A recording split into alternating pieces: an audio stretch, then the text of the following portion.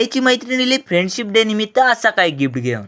तर नमस्कार मंडळी, आजच्या दिवसाची सुरुवात झाली ती आपल्या अशा कोकणातल्या हिरव्यागार निसर्गात बघून. आज थोडा आमच्या गाडीचा म्हणजेच ओमनीचा काम करूचा होता आणि त्याच्यासाठी आम्ही जामसंड्यात इल्ला येऊन पोचला होता. तसा गाडीचं काम करूक बारीक सारीक यांनी सुरुवात करून टाकलेल्यानी आम्ही पण आपला बारीक सारीक जेवढा काम होता तेवढा सगळा आटपून आपल्या घरा घेऊच्या तयारीत होता. त्याच्यात एक काका या फुलभाज्यांसारख्या काही त्या भारी पेटी होते. यंदा फुलभाज्या म्हणून ह्याच मागून टाकू गोया. काम झालं तसे निघाल्यावर घराक. आज आपल्या घराकडे येऊ बरोबर 2:30 वाजलेले. वातावरण एकदम झकास होता म्हणून रानमाराचं औषध मारून घ्यावे असं मनात प्लॅनिंग केलं. आणि हो पाटीक लावूचो पंप पाणी आणि मस्तपैकी भरून घेतलं. जसा पाणी भरून झालं तसा पंपाक आपल्या पाटीर मारलाय आणि जय तीळ पेरलेलो त्याच्या कण्णीन राणीला त्याच्यावर परत एकदा पाणी मारू केलं. आम होताच घराकडे येऊन बघतोय तर काय आईची आमच्या मैत्रीण मासे घेऊन इल्ले आईसाठी खास घराकडे. कारण तिका काय आपल्या फ्रेंडशिप डेचा काय गिफ्ट आपल्या मैत्रिणीक देऊक भेटलेला नाही आणि मैत्रिणी खुश करूसाठी ही काकी तिका मासे घेऊन इल्ली.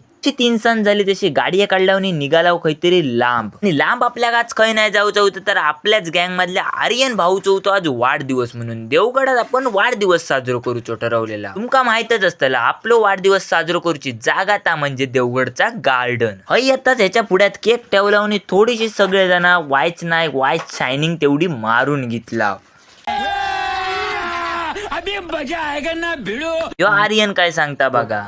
आधीच खाता बघा केक कापूच्या आधी. अशी सगळी मस्करी करून झाली तशी सगळ्यांनी एकदम सिरियसली होऊन केक कापूक घेतला. केक कापूचा फक्त नाव होता आणि त्याच्या त्या महेशान त्याका चांदो मामाच करून टाकल्यानो. स्प्रेच्या बाटल्याच्या तळापासून तो सपात सगळं स्प्रे त्याच्या अंगामासार तोंडामासार मारून टाकल्यान आणि आता आपलं आर्यन खरोखर चांदो मामाच वाटा होतो. आणि हेका बघून माझ्या मनात इल्ला की ह्या वर्षी गणपतीच्या बाजूक सीन म्हणून हेकाच उभ्या करायचा.